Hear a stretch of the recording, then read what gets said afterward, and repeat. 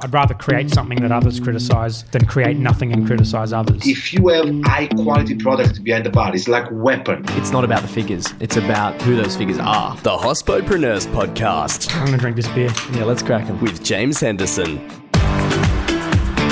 Hello and welcome to episode 69 of the Hospodpreneurs Podcast. Brendan Carter is the founder of Ochre Nation, the holding company behind brands like Unico Zelo and Applewood. By highlighting Australia's unique botanical offering with a great story, he's been able to build some very special brands. Similar themes have been discussed with previous guests, but you'll soon find out why Brendan Carter is different. He's not only an incredible mind, Brendan is an all-round great guy and brings a vibrant, passionate personality to the room. It's a pleasure to share our conversation together. Hello and welcome to the show, Brendan. Very happy to be here, mate. It's great to have you on. We've been trying to line up this episode for such a long time now, and it's amazing to be able to sit down. So thank you for joining me. Pleasure. Absolute pleasure. You know, the first question I like to ask is, what is your crazy hospitality story? It's actually really funny because I'm not a bartender and I'm not a som either. I'm a winemaker. I'm a grapes and grains guy. So my involvement in hospitality is largely going around and sort of sharing the story of what we do. And probably one happened on a recent sort of trade visit because a lot of what we do can be quite, I'm going to say, either contentious or challenging. And sort of my recent hospitality story was sort of like we entered into it was a sales meeting. It was, sitting down with people that I respect in our industry and telling them about what we do, and got super heated really quickly. All of us were sitting around going, we couldn't even describe exactly how we had managed to offend someone so well when we were just talking about wine. I mean, we're not saving the world at the end of the day, but, a bunch of names were thrown around and, left the meeting sort of like quite disenchanted, to be honest. It sort of highlights there's multiple degrees of hospitality right at the, I'm going to say, the super intellectual end where people can really feel quite emotive over something as simple as crushing some grapes and making some wine. But it was sort of like hairs flowing back at this guy's yelling at me, and I'm like, whoa, just chill, dude. What caused that? Do you know? I think it was a misunderstanding because what we do is really, really quite different. And I think we as a culture it's like an us versus them, or it's like a big versus small. When you throw up these battles, it makes it simple to understand. And the fact of the matter is wine, and I think the whole hospitality scene in Australia is anything but simple. It's incredibly diverse and wonderfully complex. And sometimes people get caught up in, if we're doing something different, therefore everything else must be incorrect. It's not the case. We're just challenging the mold and status quo and just seeing if we can do things a little bit differently and hopefully a little bit better. Well, before we get into what it is that you're doing differently, I'd like to know why you do what you do. For Laura and my wife and I are the main, protagonists, I think you'd say. As opposed to antagonists, I hope. Antagonists, maybe could be a good thing. But no, wine is our thing. We're winemakers by training and study, and we notice that in Australia, the way that the bulk of wine is made is very distinct to the way that wine is made around the world. See, the typical wine in Australia will be generally from a really warm region. This is I'm talking big numbers, right? So the typical wine in Australia is denoted by volume, comes from a place on our continent that really isn't designed to grow grapes. We irrigate it very, very heavily because it's done over such a vast amount of area. We're machine harvesting that. A vast amount of irrigation dilutes acidity, so we're harvesting it at a really bad pH, which means that you've got 100% chance of getting some sort of microbial instability in that wine. So you need to hit it with sulfur, and that sulfur will typically come out of somewhere like Italy or China. You're transporting a long way away. Once it's been hit with sulfur, you need to adjust the acidity. So tartaric acid, which will come from Italy or China as well, typically. The only two countries actually possess the technology to extract tartaric. Once we've readjusted for the pH, you need to re-inoculate it with a yeast. That'll be a yeast that's isolated in a lab in either Canada or Switzerland, that's been selected from a vineyard in France, Italy, Spain, depending on the style that we're trying to emulate. That yeast is designed to ferment in 4 days. So we're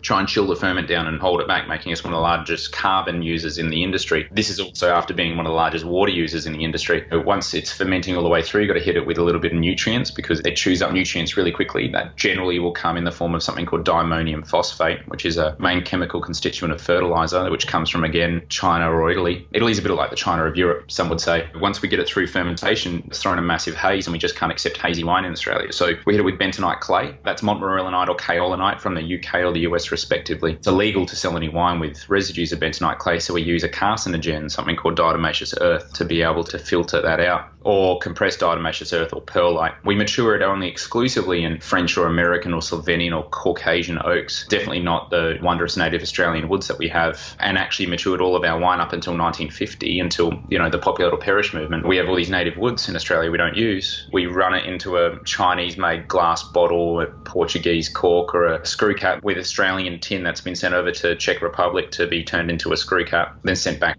We put it in Chinese-made paper, typically terrible inks, and we put wine of Australia on the side after putting it in a Malaysian cardboard box, because that's where the best value for money cardboard comes from in the industry. So at what point we actually treated that as a wine of Australia, I'm not too sure. Wine, distinct from other beverages, is constructed of a component of elements that are typically out of our control. Rainfall and sunlight and soil, and products like this, you actually align them with food. When you go to a fine dining restaurant, for example, I think the best person if you ever do get a chance to interview Dan Sims, you really should. He has this great analogy where he talks about you'd never walk onto the floor and say, hey, look, here's your steak, sir. It came from a cow, lived in a paddock. We shot it in the head, carved it up. We hung it up for about 300 days, brought it in here through a big, cool truck, shoved it on a griddle, and here it is. Like, the way that we talk about wine typically in Australia is all based on process. But you'd never sell a piece of steak based on how it's made. You would sell it based on where it comes from. You would talk about the specific, either is it grass-fed or is it grain-fed, where a cow would actually be raised, or what particular farm. We've got this concept of things like branded beef, for example, or black Angus beef, or fine Wagyu and stuff like that. So getting the conversation about, say, for example, wine back to land, in essence, our reason why is,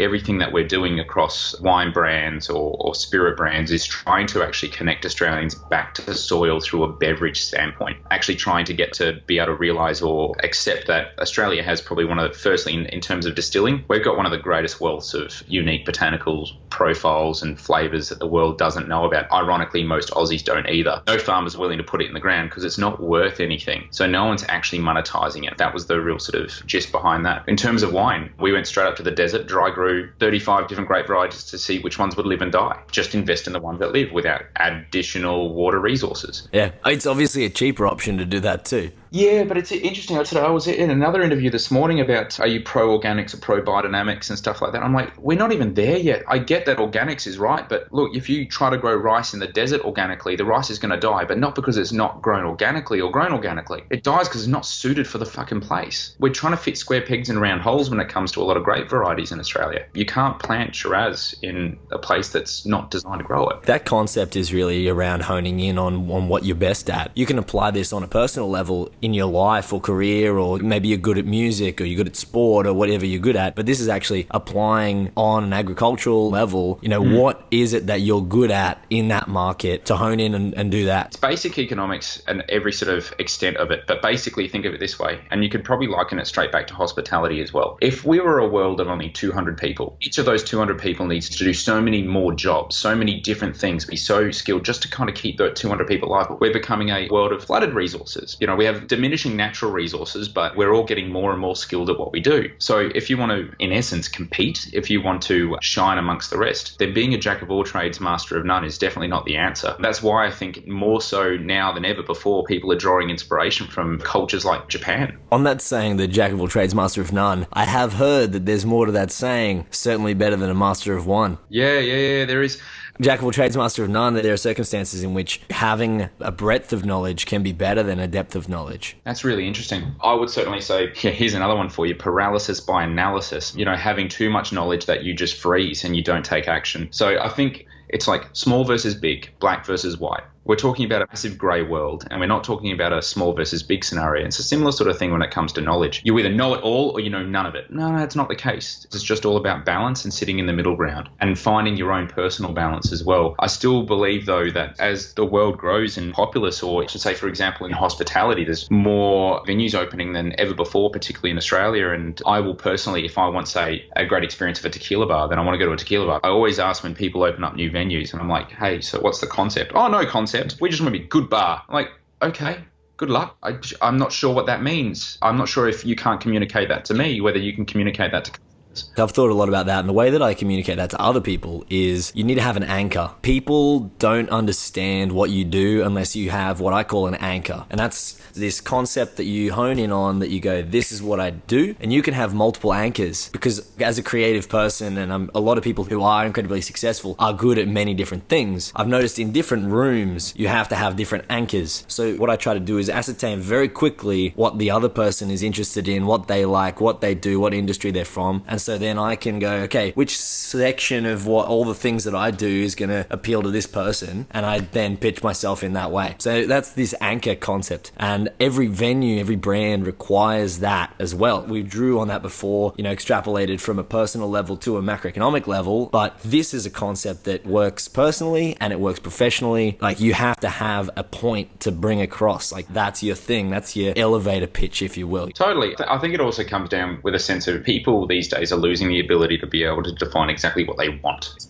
not as simple as it ever was before. Once you know exactly what you want, then it's very easy to determine what you are not or what you don't want. And then in that sense, you can actually find your either ambassadors or your own people. And that's sort of like a crux of what we do with Ochre Nation or across the brands that we have, is trying to connect people with some sense of what it means to be Australian. I think we're very much, they call it the great identity crisis. We're probably the one culture, I would argue, the one culture in Australia that has the worst identity crisis through a sheer lack of definition. You say the one culture within Australia? What do you mean? No, sorry, the one culture in the world. And it's not because I've heard everything under the sun of, maybe it's because we're young. Yeah, but so was New Zealand. And Kia ora is on literally every piece of paraphernalia. They accept that. You try to tell a Singaporean that Malaysian laksa is superior, and you watch them fire up. It wasn't that long ago that you were Malaysia. So they very much firmly identify with a different identity, and I think identity more and more is becoming a more topical avenue for businesses to be able to link in with. I think it's very topical amongst our entire generation as well. And I think businesses need to assist in that, because it's damn well sure politics isn't. Business is the new politics.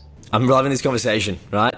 Macro style. Yeah. What I want to do is kind of come back a little bit to what you do. Yep. Tell listeners what it is that you do, a bit about your brands. Totally. So we're winemakers by trade. We're not trying to fix the world, but what we started with Unico Zelo was really trying to nail down those great varieties that, at least in South Australia, in our little pocket of the world, can be effectively dry grown, no irrigation. And in this sense, we're crafting wines that are a more accurate reflection of where they actually come from. And that's a really important thing for a product like wine that is composed of all these elements that we don't control. This started to really flourish out into looking at Applewood Distillery, for example, where we have no native Australian grape variety. So at the end of the day, we're always going to, in some semblance, be fitting a square peg into a round hole. But we actually have one of the greatest wealths of botanicals that we could possibly be growing and farming. And that would be a perfect match for this site. In fact, they evolved on this site, and that comes down to native ingredients. The issue is, where are the farmers of native ingredients? Are we always going to be foraging them? Foraging makes complete sense for a restaurant where people eat seasonally, but I'm trying to make a really consistent product year round and trying to grow scale. So foraging is not exactly the most sustainable answer. We need farmers. Funnily enough, our sort of foray into this sort of unraveled some incredible stuff. Say, for example, most of the issues that we actually have with broadacre farming are, again, about the process of the amount of sprays we put on, the amount of input that we have. We only have that input because the stuff's not designed to grow there. So we need to change exactly what we're putting in the ground, exactly what we're growing. So in that sense, we started looking at a range of different, can we make wine from it? Should we start a restaurant and champion that? Well, that was already being done by Rana and Attica. So maybe we should start a wholesale service, but we didn't think the impact was going to be enough. Plus the margins aren't really there for wholesale food. So distilleries. Traditionally, distilleries have evolved around agricultural communities to swallow a lot of raw produce and turn it into not a lot of highly valuable produce. Spirit is, at the end of the day, the only agricultural product in existence that never goes off. And better, it gets more expensive with age, which makes it really critical for juvenile agricultural society. So when we started Applewood, it was called what we call nature responsive design. We're not interested in starting a brand, even though now I'm very quickly learning that that's quite an important thing. You've got to remember, when we started, 4 Pillars didn't exist. That's how long we've been operating Applewood for. But Applewood itself ties itself back to agriculture. If, for example, someone rocked up to our door and goes, hey, I love what you're doing and I'll invest $1 billion, I can't make no more desert limes. I can't make more bunya nuts. We are literally tied to agriculture, and we can't make more farmers overnight because we're still learning how to farm this stuff. The question I have there is, do you see that as a limitation then into the development of the business? Yeah, absolutely. And what a great limitation to have. We're stuck in this mode of just scale. I'm like, why don't we all figure out how to be really profitable and stay small and grow naturally with the rest of the world. And the reality is we've grown actually a fair bit since 2012, and that's across everything. Unico Zelo, Harvest Social Cantina, Applewood, Ochre Nation. 5 years really isn't that much, but we're getting so used to companies exploding and really scaling within about 2 years. Like, there is going to be impacts. There is going to be impacts, particularly to the natural resources that we have if we get used to that. So you said there that companies can scale an incredible amount within 2 years. Is that the modern environment that fosters that? Is this thirst for growth and development, or is it sustainable? I got a lot of questions there. One, is it a modern environment? And two, is it sustainable? Firstly, it is the modern environment for sure. And I think it's bleed out from either tech or more intellectual industries that are more digitally based. So trying to grab that model, and there are aspects of that model that are great, like working with millennials. Oh my God, there's such great business models for being able to work with people. Yes, agriculturally based industries need to learn how to connect with that. However, we can't get used to the scalability of drawing on natural resources like that. It doesn't work. Australia in particular is like the yardstick for this. That there, because my background is in finance and macroeconomics, and then I moved into hospitality. Listeners will know through a tech company I started, it was a hospitality tech company. So that's why I started in the industry. But what I try to do is bring knowledge and resources from other industries into this one, as well as being in it and then sharing them across the industry. So what you just said there is bang on. A lot of the problem of what happens in this industry is that people come in from outside who have no idea how the industry works and try to force these views and opinions and processes on us, and it doesn't create an environment where people can flourish, even grow. It can kill things, and that's what you're talking about now. So I'm just trying to provide a fuller explanation to listeners on what that actually looks like. And like from a producer's perspective, if you're like into wine like I am, you would know that in what we call old world winemaking countries like France, Italy, and whatnot, they have what they call appellated law that actually protects how much yield that you can get off vineyards, how much vineyards are in a particular area. Like, there's a massive part of brand equity building with that, and there's a massive part of keeping prices high for AOC or DOCG vineyards. That is a huge component. But if you look towards how they established a lot of them and why, a lot of it is, again, nature responsive. You're not allowed to irrigate certain DOCG, I believe most DOCG vineyards. No irrigation, none. Yet here we deem it completely mandatory, and we're proud of the fact that we don't have appellated law. And I'm kind of like one of the few people that sits back and just kind of goes, well, maybe we should think about protecting this sort of stuff, both for brand equity but also for the environment itself. Australia is, agriculturally, we are the most marginal place on planet Earth to grow anything. The average soil age here is around about 250 million years. When you talk about geological shit, big numbers get thrown around. But the fact is, if you go to New Zealand, you're looking at 60 million. You go to like Italy, you're looking at 60 to 120 million. Similar sort of numbers up in California, between 30 to 120 million. We are at least, that topsoil little sponge that exists for all plant life to grow in Australia is at least twice, if not upwards of 10 times as old as anywhere else on planet Earth. That's particularly because we didn't get any what we call sources of second sedimentary material. Most of it kind of went up to the Northern Hemisphere when we broke off from Pangaea, and New Zealand pretty much fucked off with the rest. We exist as well in the middle of a tectonic plate. So there's no pushing and crashing and folding over of land or anything like that to be able to produce this. We move like a pancake. And we always will. And we've actually kept very similar distance from the equator, which means that everything in Australia is really stupidly ancient. So everything that's evolved here, geographically isolated from the rest of the world, is very particular to here. So if you can get an agricultural concept to fly in Australia that is highly sustainable and doesn't draw on natural resources, if you can find a point of balance between what we need to take as a populace and what we put back, then you can apply that model anywhere in the world. You can apply that model on Mars. And it's a reason we even have the space agency that's now set up in Adelaide. It's not just to do with technology, it's now to do with agriculture, because we proving ground. If you can get it to work here, then you can get it to work anywhere. You need value-add industries. You can't just be a farmer and say, hey, here, man, here's my soul bush. You want to buy my soul bush? We don't have farmers market like they used to, so we operate in a different world. We operate in a digital world. The native foods industry, for example, in Australia is really segregated. It's fine dining and muesli bars, and there's nothing in this middle ground. We need McDonald's to adopt some sort of like Davidson plum and pay good money for it. We need protection over those ingredients' prices to ensure that we're floating the industry enough to hit critical mass. Getting research into them. You look at things like Kakadu plums, like 1,000 times the vitamin C pound for pound of an orange. So much so that biopharmaceutical companies are looking to patent extraction of vitamin C, processes to extract vitamin C from Kakadu plums. Wouldn't that be great for indigenous cultures if money was flowing back to those communities? So apart from the altruistic side, just the fact that we've got better ways to extract vitamin C as a populace, awesome. You need diversity within those industries. Distillation's one of them, and I think a very critical one. I'd like to know what innovations you've seen take place in the industry while you've been in it. Well, look, we haven't been in the industry that long, but the industry has changed a lot since we started. When we started, the concept of Australian Fiano and Neradavila was just so foreign. And now, finally, I reckon as of this year, we're starting to sort of hit that tipping point where consumers are walking into places and going, hey, man, can I grab a Fiano? So we're finally sort of getting that marketing edge, not just as a brand, but now a collective of brands. And I think there's 70 or 80 different producers of Fiano now. Awesome. That means that you've got such clout to warrant maybe one of the big boys, the big 5 Australian wine companies going, you know what, we're going to make, Penfolds released a Cellar Reserve Fiano. Yes, we want that because they have the capacity to change on a much wider scale than all of us combined. We've watched venues finally start to embrace native ingredients. Now, I'm acutely aware of the fact that there's this sort of sentiment in the industry that's like, oh, not another fucking saltbush, something or other. No more Davidson Plum. I'm like, guys, we can't be like that anymore. We got to cut this tall poppy syndrome shit out in a big way. It's really quite frustrating. We like our small producers small and our big producers as sellouts. And I think we are changing. I think a demographic change in the hospo industry is starting to realize that. And we're finally sort of getting a collective push to either smaller brands and trying to build them up to being a medium space. I mean, look, the most recent one would be, say, Four Pillars and Lion's acquisition of 50% of their shares. And it's interesting contrasting to when some breweries get sort of taken over by, funnily enough, even Lion themselves or AB InBev. It used to be indie brands sells out and they lose all their listings and they lose all their support and they have to sort of rebuild themselves back up. And then you've got other indie brands, well, we're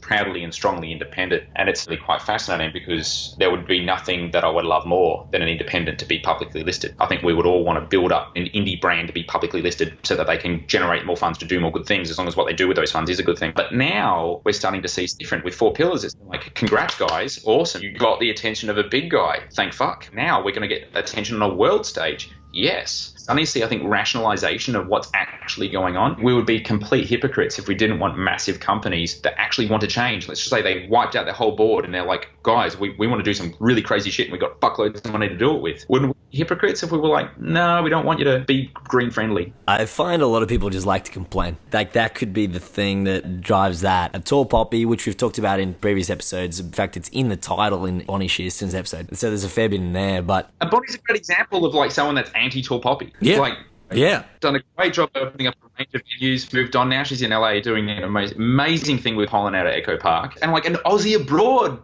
Fuck yeah. Well, I mean, Aussie, is she still British? Aussie? She's lots of things, but she's amazing. The one thing she is definitely amazing. I'm going to change speed. We're going to go to a different topic. I'd just like to know how you handle competitors. There's obviously a lot of competitors in your space. How do you handle competitors? Interesting. And I'll admit that I never used to handle them very well and probably still to this day. I think probably that semblance of immaturity I'm personally working on and just kind of growing up. But it certainly helps that a lot of our competitors, we actually launched our competitors. So we opened up our distilling services to launch Prohibition Gin, Ounce Gin used us to get themselves set up. Barossa Distilling used us to do all their distilling, and everyone's sort of on a semblance of a graduation model. So Prohibition just acquired their own still, which is fantastic. Ounce Gin have already moved on and they're doing an amazing job down the road and able to grow their brands reliably with a great strong product and without the heavy investment to start a distillery, which is, believe me, very, very, very big. And so it certainly helps that we're actually very pro-competition. I'm a bit, I don't want to say cutthroat, but I mean directing back at myself here. If your product's not good enough to win in competition, whether it's marketing, branding or quality of juice, then it shouldn't exist because it's all for the consumer's greater growth. And if there's an altruistic product, and there are many wonderful products out there that I would say sell on a feel-good factor, I believe they're in the wrong part of business. They either need to be a non-profit or a community-driven organization. You know, when it comes down to for-profit enterprises, I think competition breeds better quality produce at all levels of the industry. That is harsh. It's super harsh, but it probably preps people better for the tough journey. It just means we need to keep innovating. Even like we're not immune to it. There's been a range of different products. Ochre in particular, the Amaro, has seen probably to the detriment of like a lot of bartenders' anger, 3 or 4 massive revisions, completely different recipes that really kind of fucks with a lot of bartenders' heads and definitely their cocktail lists. But for us, it's about improving, innovating and making sure we have a sustainable model. I mean, there are the polar opposite views of for the market, free market versus like centralization or like a controlled market. And there are various levels in between. Like we've just said, the world's not black and white, it's infinite shades of grey. There's a concept in economics called creative destruction. This is this concept that's also big in tech. Tech seems to be driving the world at the moment, where competition and that creativity and that innovation is then what creates change, what destroys things, but then also creates an opportunity for things to flourish. It's the phoenix. Things can grow from the ashes. That's what you described there. Like, competition is good. Obviously, that is my personal opinion. But I like to discuss these things because I think that we need to have these discussions because it's healthy. I think our greatest challenge, and always sort of has been as part of the human condition, is change. And it's happening at a more rapid scale, coming up with those tools to allow people to be able to accept rapid change. Look, here's me from the agricultural side of things going, rapid change is a bad thing. It's doing a lot of damage. But in that sense, we're also trying to find rapid ways to take from nature and not trying to find rapid ways to put back, and put back in its entirety, not just one thing, not just going, look, let's just pump more nitrogen and phosphorus into the soil and we'll all be sweet. For me, the easiest way for, say, a quick rejig in the wine industry is like, go to the desert, spend 2 years trying to grow something with no irrigation, and then just see which ones live and die. Sweet, cool. We just figure out a really great way to subvert maybe 100 years worth of selective pressure. Now we can just focus on those ones and ditch the rest. And this is part and parcel of the reason why this other dude got stupidly heated with me, because it was like, yeah, but I really respect all those other products that are made with that raw ingredient. And I'm like, yeah, but it's good and great that you respect it, but you need to know that it's actually doing long-term damage. It and of itself is not actually sustainable. It's going to do more harm than good. And hey, look, you might not give a shit. Hell, you might even be dead by the time it actually manages it. But if we're talking about actual raw data and accepting the facts of truth, it's going to do more damage than good. Brendan, I'd like to know what your creative process is when you're coming up with ideas, when you're playing around with concepts, how you come up with an idea in the first place, how you get yourself into a state of mind to come up with ideas, then how you entertain it, and then obviously how you execute it in this industry. So let's focus on the first parts of that question, is how you come up with ideas and get into a mental state to allow that, and then how do you entertain them? So we've got this awesome young team, about 20 people running around at HQ here, and we're the most millennial winemaking, distilling organization on planet Earth. It's just nuts. And there's this sort of going joke when I kind of walk in and I'm like, oh guys, I got a bit of an idea. And then everyone's like, oh no. And it is a bit of a drag on that. And things have changed since we've, I would say, gone out of being a small enterprise to being a medium size. We've even had to change the way that we execute that. But in terms of getting into a headspace of an idea, a lot of it is just being constantly aware of everything that's going on, not just in our industry, but just a general curiosity. I love photography, for example, and I love just really a huge things, nature responsive design. I love it when people are designing architecture around nature or utilizing elements of nature. And so I have a round about curiosity regarding that. And that always sort of tends to impact exactly what we do. You know, when we're trying to go, all right, we need to work on the identity of Australia and we want to showcase, say, our bar here, and we want to make sure that we've got a really great experience that really re-emphasizes those values of being in touch with nature. And we need to try to get some source of inspiration. We look towards other cultures that are intrinsically attached to nature. And lo and behold, two of the most, I guess, more trendy ones tend to be things like Japan and Nordic countries. And so we have very much if you walked into our bar, it would almost feel like walking a little bit into like almost a Japanese onsen. You know, that's how we take that approach of sort of putting nature on a pedestal and going, well, that's beauty enough for everyone. We can't improve on that. We can only just show it off in a really great way. On that, and it's another Japanese concept, have you heard of a concept called wabi-sabi? Yeah, I know it very well. Beauty and entropy is more than itself. And you see this in Roku masters when they do their clay pottery and whatnot and intentionally break it and then glue it back together with gold. Wabi-sabi's it's a funny name, we all laugh at it, but B, it is becoming a more predominant thing in particularly nature responsive design. Yeah. Huge. Smart. Absolutely. So listeners who don't know, I would summarize wabi-sabi as beauty in imperfection. Totally. There's beauty in imperfection. That's the way to summarize that. You mentioned there in your answer around curiosity. So obviously, if that's something that you bring up, like a word that you bring up, it must be something that it's relevant to you, important to you. So how do you then explore that side of yourself? Because that must come out in your work too. So if you're a curious mind, what is it that you're exploring and how do you explore that? Firstly, books. I read like crazy. I literally play a game with myself. It's the most simple game. Anyone can play it at home. It is so simple. 20 pages in the morning, 20 pages at night. Love that. Watch YouTube and shit after. Just read 20 pages in the morning, 20 pages. You get 40 pages a day. Mm-hmm. Every week, you're banging through a book. Yeah. You're banging through a book. It's a week, 52 books a year. It's so simple. Yeah. I have a very, very similar rule for myself. It's the same concept, but I say I have to at least read 1 page a day. And if I'm reading 1 page, I'm going to be reading a lot more than 1 page, right? So if I at least read 1 page a day, I'm rolling. You have momentum. The highest point of friction is your stationary point, right? And that works for physics. It works emotionally. It works that's just how it operates. So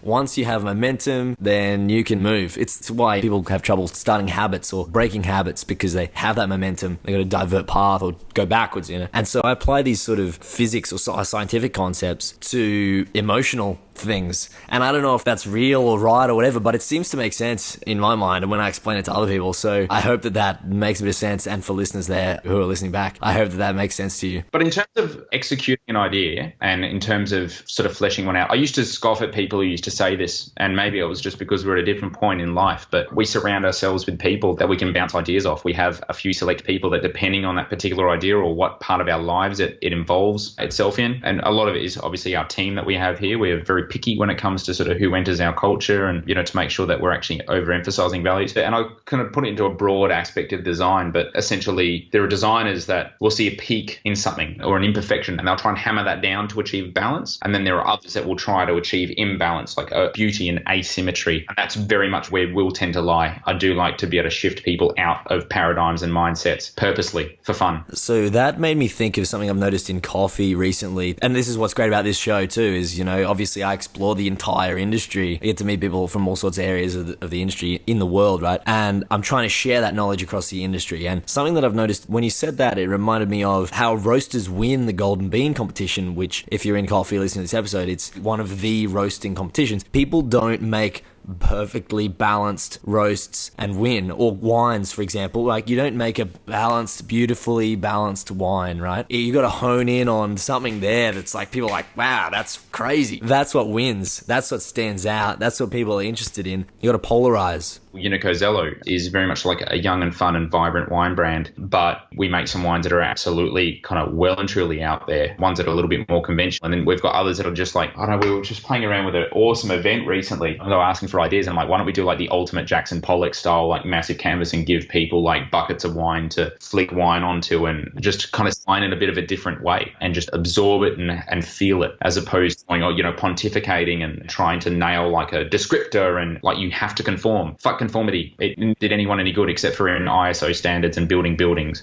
You know, Yes. when it to artistic expressions, you know, conformity is death. 100%. And I know where we could get really deep with a philosophical direction to that. We started to, but I want to lighten that up with a little bit of, you know, you could have like one for me, one for you, one for me, one for you, right? For the painting. I think many things about the philosophical end of this industry and creative expression. And that's what I sort of try to draw out from guests. I select guests because they have that element that I'm really trying to share with listeners. I've gone very off track for what I actually planned to ask you today, but I think it's evolved nicely and I hope everyone's enjoyed it at home. I just have a couple more questions. The first of the last questions is, what's your biggest challenge right now? Management of people. That's easy. And how do you go about then dealing with that challenge? Oh man, well, consume as many books on it as possible and then ignore all the advice and just tread your own path, basically. Evidently, I talk a lot. Learning to listen more certainly has paid dividends. Understanding completely different perspectives is another one. I don't suffer fools well, and that's just part of my personality. But when it comes to being a leader, you're gonna need to be able to suffer plenty of fools, and you're gonna need to be able to work with them to find ways that they can improve themselves. Being a leader is the ultimate selfless act. So anyone that wants to be a leader shouldn't be. People should take leadership where they're looking to be more selfless. So to delve into part of your answer there, you said read lots of books and ignore advice, right? Yeah. So with that, you know, reading books is a form of taking advice. No, that's particularly what I was referring to. Read all the books and then ignore all the books. Okay, cool. Get every perspective you possibly can, but make sure that whatever's coming out of your mouth is your own and your own interpretation of that, and always bringing something new. I'm all about you do you. Like 100%, that's how I describe that concept, is you process it all, learn, and then you express yourself honestly and authentically, for lack of a better word. Just be real, be yourself, be honest, be open, transparent. But how do people know what's good to express? Do you take the perspective that regardless of their perspective, it's good to express yourself? Or do you think that there are boundaries within which people should express themselves? I personally, unless it's offending someone, then you should totally express yourself. If you can't hold yourself back from offending people, you're probably in the wrong industry. And, you know, find your people. For me, that is like the ultimate selective pressure for like figuring out where you want to be in this world, is just be you. And then eventually you might go through a couple of jobs or a few employers or start a few businesses, but eventually you will ultimately find your place in life, as long as you ensure you are just being you. You know, if you're going to be making mistakes in the pursuit of you just being yourself, then I think that's a good thing. naturally your innovators are going to offend traditionalists. So if we're trying to avoid offending someone, like I'm offending people by doing this show, people are actually offended that I'm sharing resources with the population, with the industry for free. People learn from this program, and some people don't like that. So why should we avoid offending people? As long as it's not offensive to an unreasonable degree that people should be themselves, but definitely don't avoid offending people, fuck people, and their offensive things. Unless there is, like I said, a genuinely offensive thing that I think the entire populace agrees on. It's really interesting because I think it was like the giant blob of offense, and it's incredibly dynamic. It was very offensive when people started wearing bikinis for the first time, and everyone would agree that it would have been back then. But had they not continued to just be proud about who they were, then, we wouldn't have innovations like this. I'm sure there's plenty of people who are offended at the fact that Elon Musk is basically how much innovation is there when all that technology really previously existed, but he's just repackaging it into making it and communicating as something cool. Actually, now cool moves people. Money moves people. The Toyota Prius just wasn't cool. And I don't think innovators and traditionalists, again, that's a black and white term. Traditionalists can be great innovators. We want to be encouraging a bit of both, I feel. Traditional is iconic, and there's nothing wrong with being iconic. There's also nothing wrong with being cutting edge. I do think they're not mutually exclusive. I'd like to open that up, but I'm conscious of the time, so I'm just going to get into the last two questions. One is, I'd like to know what plans you have for the industry long-term, how you want to contribute. Funnily enough, I'd love to be sitting in your chair. I'd love to actually start working with other producers or collaborations and getting other people's perspectives. We can't be an industry of one, and we definitely can't be an industry of some. I think we definitely need a much more broader scale and a more of a collective voice rather than just, one single marketed story. So I would very much like to, in our future is obviously fine tuning and dialing in a lot of what we're doing, but starting to work with other people. Beautiful. I did say two more questions, so this is going to be the last question. My last question for you, Brendan, is who would you like to hear on the show next? If I were to choose anyone that I think would be just really engaging for your viewers, and for me, one of the more creative, bleeding edge groups would be the guys at Bompas and Par. Bompas and Par do just a range of booze-related events. They work around the world, and they've worked in Australia, particularly with the guys out at Dark Mofo. So it's so captivating and engaging to the level of they assembled a room where they actually atomized gin, and you go and breathe it in as opposed to consuming it. And I'm like, no one's pushing the worlds in that boundary anymore, and I really think that we need more of those in the world. But I reckon that story would just be next level crazy. Awesome. Thank you very much for being on the show today, Brendan. It's been amazing having you on as a guest. Been a pleasure, mate. Thanks so much, James. The show today was produced by the in-house audio team at Hospopreneurs, led by Jake Olver. Voiceovers were by Angus Brennan. To learn more, head to hospopreneurs.com.